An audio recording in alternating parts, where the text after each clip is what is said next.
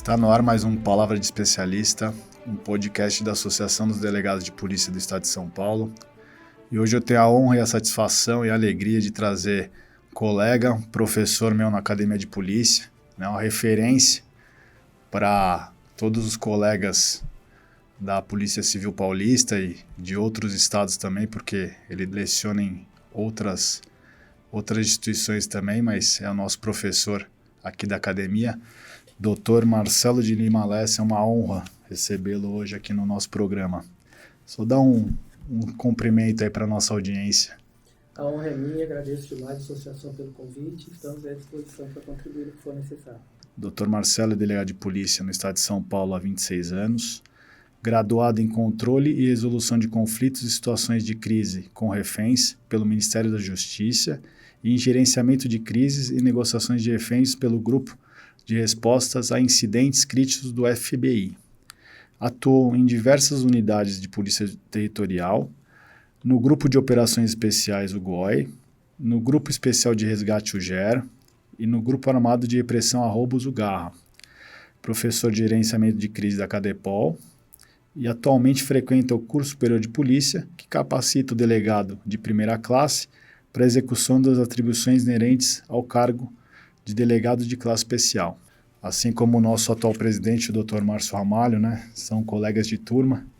Doutor, vamos falar de um tema que faz tempo que eu queria trazer, que é um tema importantíssimo, não só para os policiais, mas como para todos os operadores de direito. Teve muita discussão sobre essa lei, antes dela ser publicada, em todas as carreiras jurídicas aí que eu sei, essa lei foi bastante debatida e discutida, que hoje estou tendo a honra de receber aqui um exemplar aqui da lei contra abuso de autoridades, diretriz de atuação da Polícia Judiciária. Essa obra aqui é uma obra da nossa Academia de Polícia, tá? Eu fico muito feliz e muito orgulhoso, tá, de poder trazer mais uma obra de publicação, da Polícia Civil e da nossa Academia de Polícia. Eu sou entusiasta do delegado de polícia, dos policiais em geral, estarem escrevendo doutrinas, de polícia judiciária. A gente tem um arcabouço doutrinário de polícia judiciária.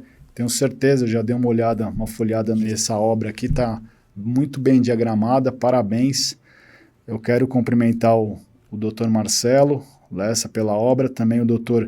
Benedito Inácio Júdice, meu amigo, irmão aqui, Rafael Francisco Marcondes Moraes. Parabéns a todos aí pela obra. Doutor, vamos começar nosso bate-papo. Eu queria que o senhor contextualizasse a gente como surgiu essa obra aqui. Agradeço novamente aí o convite por participar. E com relação à nossa obra, é uma tendência institucional atual, no sentido de a cada legislação que for sendo publicada, a necessidade de nós fazermos uma interpretação dela, até para poder direcionar e auxiliar os colegas aí que estão na linha de frente de polícia judiciária, e não foi diferente com a lei de abuso de autoridade. Então, quando a norma saiu, ela gerou um impacto grande, até porque a gente teria um novo disciplinamento do crime de abuso de autoridade, que até então a gente tinha uma legislação bem antiga, e houve aí a preocupação que a gente fizesse uma análise, um estudo, para poder passar para o colega que está na ponta da linha, na linha de frente, essas normas aí um pouco mais explicadas, até para que ele tivesse um pouco mais de facilidade na aplicação do direito. Então surgiu essa ideia. Eu, o professor Rafael Marcondes e o professor Benedito Inácio Júdice, nós fomos convidados a participar de um seminário na Academia de Polícia, que foram convidados delegados de várias partes do Estado, para que a gente debatesse os temas novos da Lei de Abuso de Autoridade e chegasse a alguns consensos, para que pudesse auxiliar, como disse, o pessoal basicamente que está na linha de frente também. Nós fizemos esse seminário foi na capital, em alguns lugares do interior também, e desse seminário, ao final, nós discutimos determinados assuntos, principalmente os mais polêmicos, e geraram algumas súmulas acadêmicas, que são orientações, que auxiliam o delegado a operar o direito. E a partir deste estudo e desse seminário, nós aí montamos todas essas ideias e escrevemos praticamente aí, o professor Benedito Inácio Júdice, o professor Rafael e eu, essas ideias principais, e fizemos um comentário da legislação, e foi convertido aí nesta obra. Inicialmente ela foi distribuída em formato PDF, posteriormente aí a academia fez a edição do volume escrito, do volume impresso, e para poder distribuir para os colegas aí também que vão fazer uso dessa legislação. Então, a ideia foi desmistificar alguns temas que poderiam, a princípio, gerar um pouco de temor, mas nós aí demonstramos que a lei, ao contrário, ela veio para trazer segurança jurídica para o operador de direito, né? E impor aí também a nossa doutrina, a doutrina policial, que é muito importante, que a gente tem uma doutrina própria, feita por policiais e para policiais. Então, foi esse o foco inicial da nossa obra aí. O livro, então, ele traz realmente a abordagem sobre a lei, né, que é uma lei de 2019, para quem não está contextualizado, ela alterou aí a antiga lei de abuso, né. O senhor pode dar um panorama geral, mais ou menos, do livro? Ele fala realmente de todos os dispositivos contidos nessa lei de 2019, certo? Exato. Então. Os professores que trabalharam nessa obra, nós fizemos aí comentário artigo por artigo da lei, né? Enfrentando aí temas mais polêmicos, sempre sob o ponto de vista do policial, né? Sempre colocando casos policiais. E o livro, ele é interessante, que ele não traz apenas contextos e ideias sobre abuso de autoridade, mas no decorrer do livro a gente vai dando dicas práticas sobre como atuar no dia a dia da Polícia Judiciária para não revelar em prática de abuso de autoridade.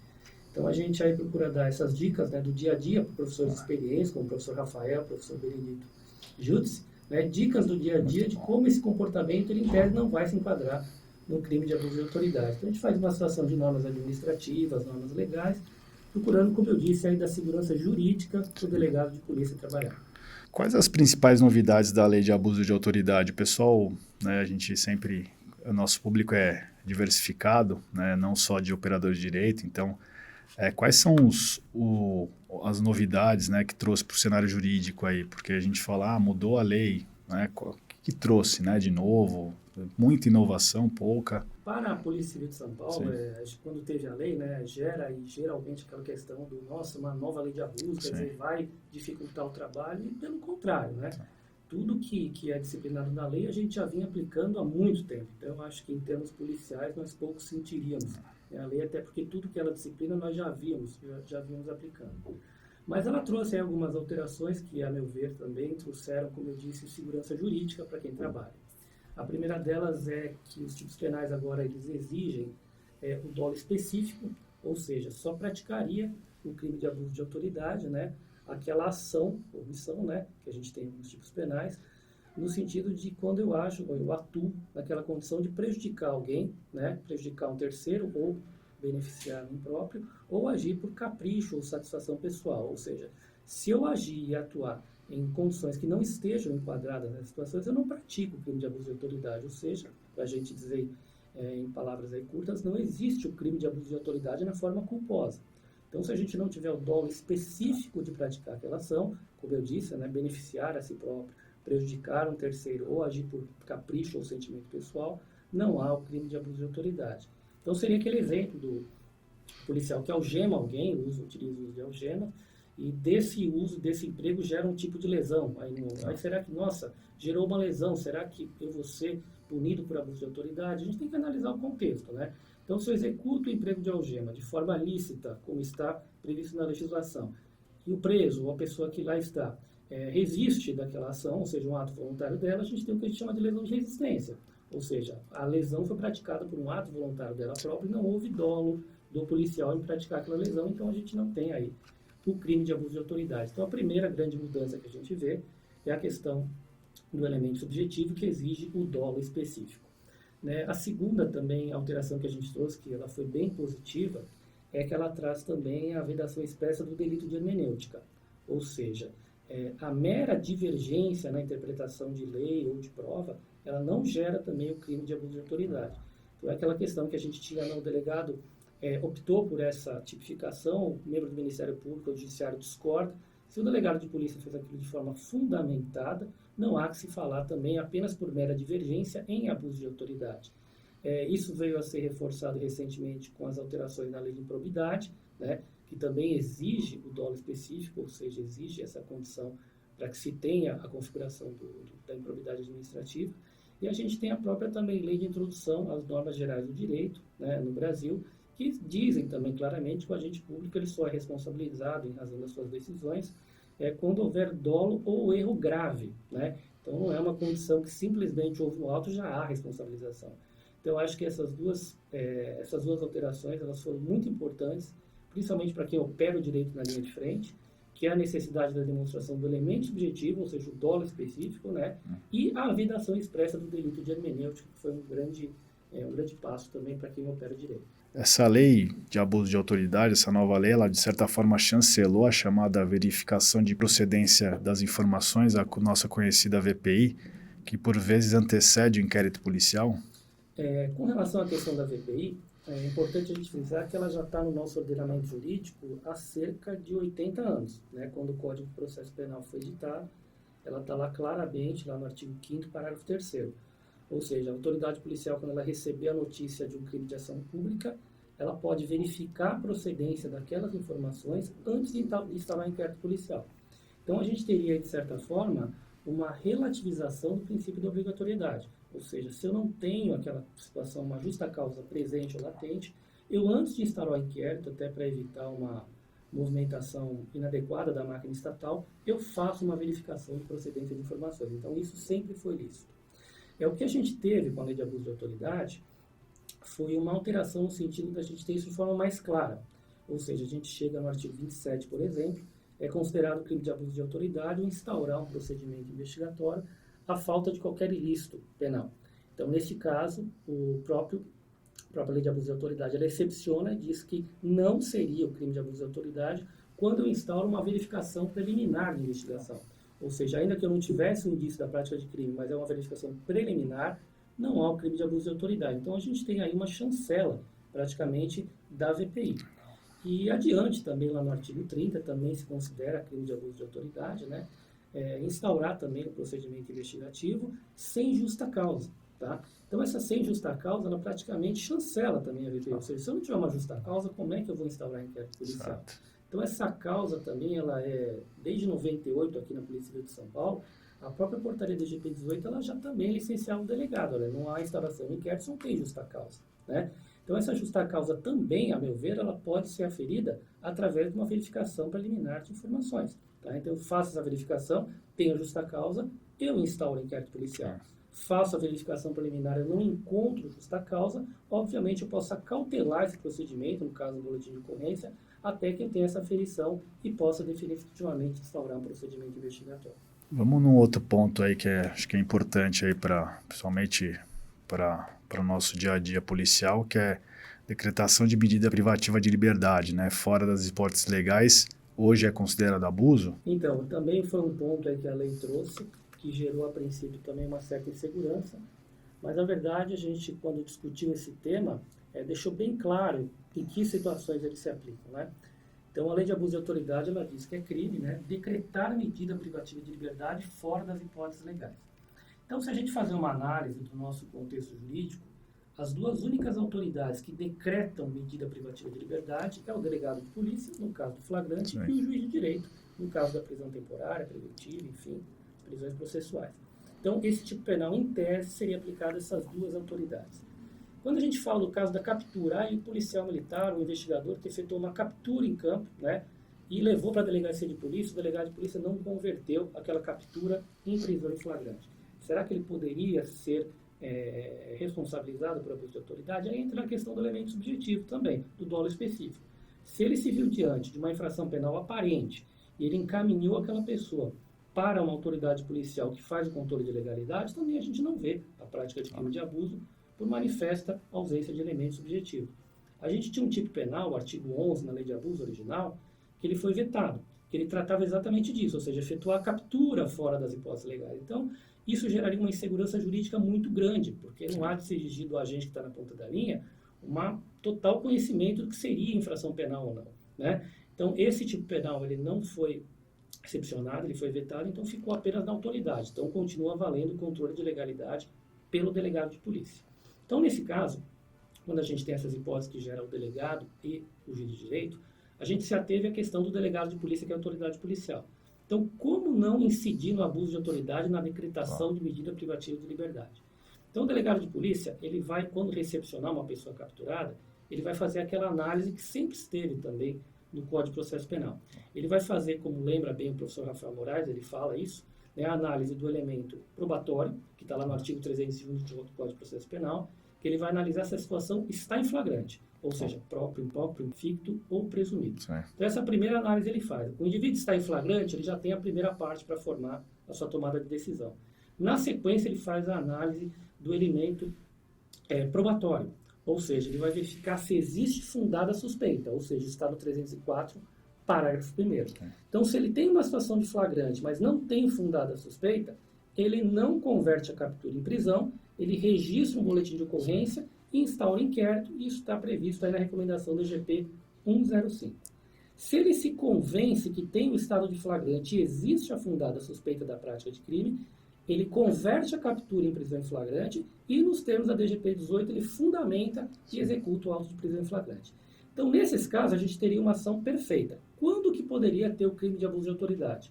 Quando eu recepciono esse capturado, eu faço análise temporal e probatória e, durante essa análise, a gente verifica, por exemplo, que o cidadão não estava lá em flagrante delito. Então, ele praticou um crime há 5 dias, ele é apresentado e eu converto aquela captura em prisão em flagrante. Aí seria uma situação teratológica, né? Sim. E aí, em tese, poderia existir um crime de abuso de autoridade. Então, é uma situação bem simples. Se a autoridade policial fizer essa operação, que é quase que matemática, né? Ele faz a análise probatória e a análise temporal. Tendo esses dois elementos, ele converte a captura e o auto de prisão em flagrante ele é totalmente legítimo. Outra situação aí que eu tenho certeza que o pessoal aí que é da nossa área policial aí já está pensando também, questão dos interrogatórios, né? O interrogatório policial durante o período noturno passou a ser proibido, doutor? Isso também foi uma questão que gerou muita polêmica no começo, né? Então a gente discutiu bastante para fazer uma série de análises de caso para saber quando poderia ou não ser o crime de abuso de autoridade. Então a gente chegou ao seguinte consenso: o tipo penal da lei de abuso de autoridade ele fala em proceder ao interrogatório de preso durante o período noturno. Olha, o preso é aquele que não é o capturado e não é o investigado. Porque quando a lei de abuso de autoridade ela quis se referir ao investigado, ela definiu expressamente essa figura. Então a gente está lidando com a figura do preso. Então a gente entendeu que seria, por exemplo, a gente ter uma pessoa presa na delegacia de polícia, um flagrante, ou está na preventiva, na temporária, e nós retirarmos essa pessoa sorrateiramente do cárcere para interrogá-la. Então a gente estaria interrogando o preso, né? No caso do suspeito ou do conduzido, a gente entendeu que não há incidência do tipo penal. Então seria o exemplo, por exemplo, apenas para exemplificar, o sujeito é surpreendido durante a madrugada, ele está, por exemplo, conduzindo um veículo que é produto de roubo ou furto.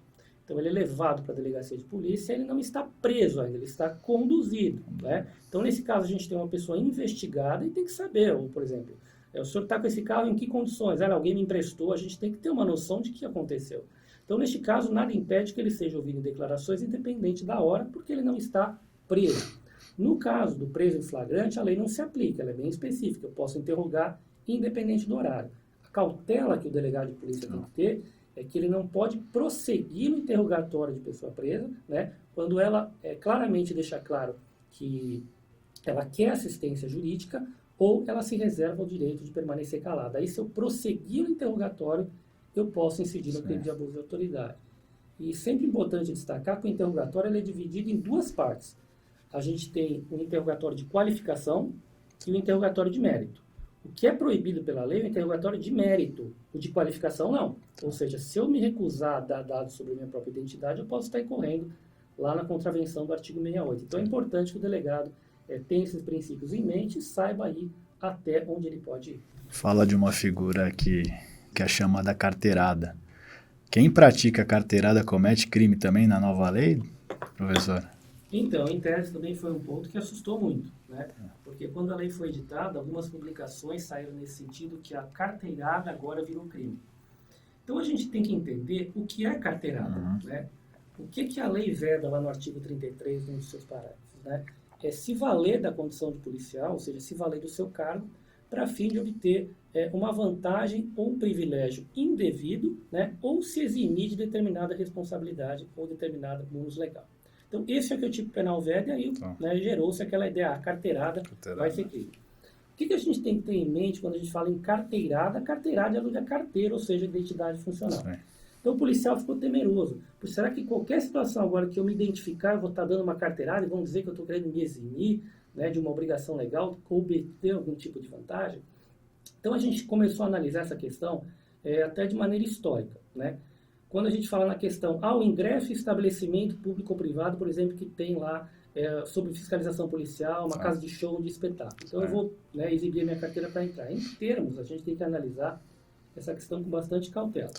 O que a gente tem? De 1968 a 1981, a gente tinha uma divisão na Polícia de São Paulo que era a divisão de diversões públicas. Era nós que fiscalizávamos essas casas de espetáculo de diversões públicas. Então essa lei previa que o delegado de polícia e os agentes da DDP, que é o chamado inspetor de diversões públicas, que é uma carreira que foi extinta, e aqueles que nela atuavam receberam a condição de optar por ser investigadores que vão agente técnico, né? Eles tinham livre acesso a qualquer local em que se realizava espetáculo ou diversão pública. Isso vinha escrito, inclusive, na própria funcional do delegado de polícia. Só que isso vigorou até 81. Só que as funcionais de delegado elas foram alteradas em 79. Então elas vinham ainda com essa inscrição e a lei foi revogada em 81 e continuou essa inscrição. Então ficou a dúvida, será que o delegado de polícia pode exibir a cédula de identidade funcional para entrar no lugar sujeito à fiscalização da polícia? Então sempre se teve essa dúvida e se baseava nessa legislação. E é óbvio que se ele está no exercício da função, o acesso é franco. Só que isso veio a ser aí, essa discussão ela veio a ser eliminada, agora a gente teve a portaria de GP2/2021, que alterou os modelos de cédula de identidade funcional e a própria portaria prevê expressamente, não apenas para um delegado, mas para qualquer carreira policial civil, que ele tem o livre acesso quando no exercício da função em lugares sujeitos à fiscalização policial. Esse é o primeiro ponto que o policial tem que ter em mente. Ele vai ter o ingresso quando no exercício da atividade e nos locais sujeitos à fiscalização policial. Nós temos também outras questões, ou seja, a lei fala o privilégio indevido. E quando o privilégio é devido? Ou seja, eu sou policial, eu estou armado e vou entrar, por exemplo, numa casa de shows. Se eu exibir a cédula de identidade funcional, eu vou estar praticando crime de abuso de autoridade? Não. Por quê? Porque o privilégio é devido. Devido por quê? Pelo Estatuto do Desarmamento, que autoriza o porte, pelo regulamento, que também normatiza aquela questão, e pelas normas da Delegacia Geral, que dizem que o policial civil, quando ele for ingressar nesse tipo de ambiente, ele deve exibir de forma discreta a sua cédula de identidade funcional. Então, nesse caso, o privilégio ele é devido. Se ele é devido, não existe também o crime de abuso de autoridade. Nós temos outro exemplo na abordagem entre policiais, né? Hoje a gente tem aí disciplinado por normas da Secretaria de Segurança Pública como se procede a abordagem entre policiais. Então, por exemplo, se eu saio daqui e sou abordado por uma guarnição da Polícia Militar, eu, delegado de polícia, me identifico. A minha cédula de identidade funcional é entregue e eles fazem uma verificação. Então, nesse caso, eu também sou obrigado a me identificar. Não estou querendo me eximir de nenhuma obrigação. Eu estou me identificando porque as próprias normas da Secretaria da Segurança Pública assim o disciplinam. E sempre lembrando que devo ou não devo me identificar quando as circunstâncias o exigirem? Eu devo. Porque a gente tem lá na lei orgânica, que é considerada inclusive transgressão disciplinar, quando eu, policial civil, deixo de me identificar quando as circunstâncias o exigirem. E quando eu sou abordado por outra polícia, obviamente é uma circunstância que exige uma identificação. Então, é bem simples essa questão. Se a gente está no exercício da função, a identificação é quase que obrigatória e não há o crime de abuso de autoridade. Agora, se eu, na condição de particular, chego numa casa de show, olha, eu vou entrar porque eu sou policial e eu não vou, né? Aí sim o crime em tese pode existir. Então é questão de bom senso. Sempre a gente fala isso, né? Direito é bom senso, né? Isso. Então tem que prestar atenção na conduta e ler esse livro aqui. Eu tenho certeza que essa obra literária aqui, doutrinária, que é muito importante para o dia a dia do policial, do delegado de polícia. Eu tenho certeza que sou suspeito para falar que eu tive aula com o Dr. Marcelo na academia, conheço a competência dos outros dois autores, o Rafael Marcondes é meu amigo aí de academia, fizemos a mesma academia juntos. Eu tenho certeza que essa obra aqui é importantíssima e de suma importância aí para a atividade policial, né? Para não estar incorrendo em abuso de autoridade. E a gente sabe que o operador do direito ele tem que estar atento a todas os regramentos e as novidades legislativas. Eu tenho certeza que esse livro aqui será de suma importância para o trabalho policial. Doutor, então queria que o senhor deixasse suas considerações finais aí para a gente encerrar o programa. Bom, novamente eu agradeço a possibilidade de participar. É lógico que esses temas que a gente falou são pequenos temas dentro de um oceano de temas que a gente tem. O livro ele procura abordar de forma com exemplos, né, para a gente trazer bastante didática, né, para que o policial saiba o que ele pode e o que ele não pode fazer.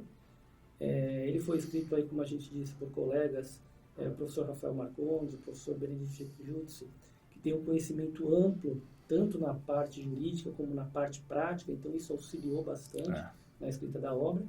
E um ponto para mim que ela é mais importante é que ela foi feita, como eu já disse no começo, ela é uma obra escrita por policiais, para policiais. Não é uma doutrina externa que nos estão impondo. Então a gente procurou trazer a nossa vivência, a nossa experiência em plantões policiais, na rua, nas unidades policiais, para traduzir a legislação numa linguagem acessível ao policial, para que ele tenha um manual que ele consulte de maneira fácil, sem muitos preciosismos, para que ele possa entender o que pode e o que não pode. Se pode, porque pode; se não pode, porque não pode. Então essa obra aí para a gente ela foi muito importante. É a primeira de várias que a Academia de Polícia vai editar, né? E, enfim, agradeço vezes mais a Associação dos Delegados, agradeço o professor Rafael Marcondes e o professor Benedito Jutsi sempre pela parceria que nós temos, e também ao Dr. Júlio Gerbert, ao Dr. Pedro Banietti, né, que proporcionaram aí a edição da nossa obra pela Academia de Polícia. Queria mais uma vez agradecer ao Dr. Marcelo Lessa por estar dando essa aula. Hoje a gente teve uma aula dos principais aspectos da lei de abuso de autoridade. Eu tenho certeza que foi muito importante aí para os colegas que nos assistem, aí para os policiais em gerais, até para os operadores de direito, quem está prestando concurso, né? Eu tenho certeza que hoje aprendeu muito mais sobre a lei de abuso. Queria deixar também meus cumprimentos aí para os outros dois autores, o Dr. Benedito e o Dr. Rafael, e parabenizar a Academia de Polícia, Polícia Civil de São Paulo, ao qual faço parte, né? E isso aqui me traz muita alegria quando a gente vê uma obra literária dessa publicada pela nossa instituição, sinal que realmente nós estamos evoluindo, né, como instituição na parte doutrinária, na parte de polícia judiciária, escrevendo, né? Eu sempre falo que o policial tem que estar nas academias de polícia, tem que estar nos bancos acadêmicos, aí dando aula, ministrando, porque a gente sabe, né, falar de polícia, de inquérito, de procedimentos policiais e também de leis penais, processuais penais e todo tipo de assunto que tenha o direito, né, como base, porque nós somos operadores de direito. Eu tenho certeza que tem muitos colegas aí que têm vocação para isso, e escrevam sempre, porque é muito importante a gente fazer um arcabouço aí de doutrina de polícia judiciária. Doutor, muito obrigado, foi uma honra, tá? Fico muito feliz aí, o senhor foi meu professor na academia. Eu lembro que o senhor sempre trouxe exemplos práticos de dia a dia, de plantões policiais, rotinas policiais, procedimentos. Isso foi muito, muito bom para o nosso começo. E essa obra aqui, com certeza, é necessária, né, importantíssima para o trabalho policial. Agradeço, doutor, pelo comparecimento aqui no nosso programa, pela presença aqui. Eu tenho certeza que foi muito rico o programa hoje. Bom, eu fico por aqui, né? Acompanhem nossas redes sociais, Instagram, Facebook. O Palavra de Especialista, ele é transmitido pelo YouTube, pelo Spotify, assim como nossos outros podcasts, né? Polícia Civil de Valor e o Abordagem Policial. Deixem seu like, façam seu comentário, o feedback de vocês é muito importante para a gente estar gerando novos conteúdos para o nosso canal. E ficamos por aqui hoje, até o próximo programa. Obrigado.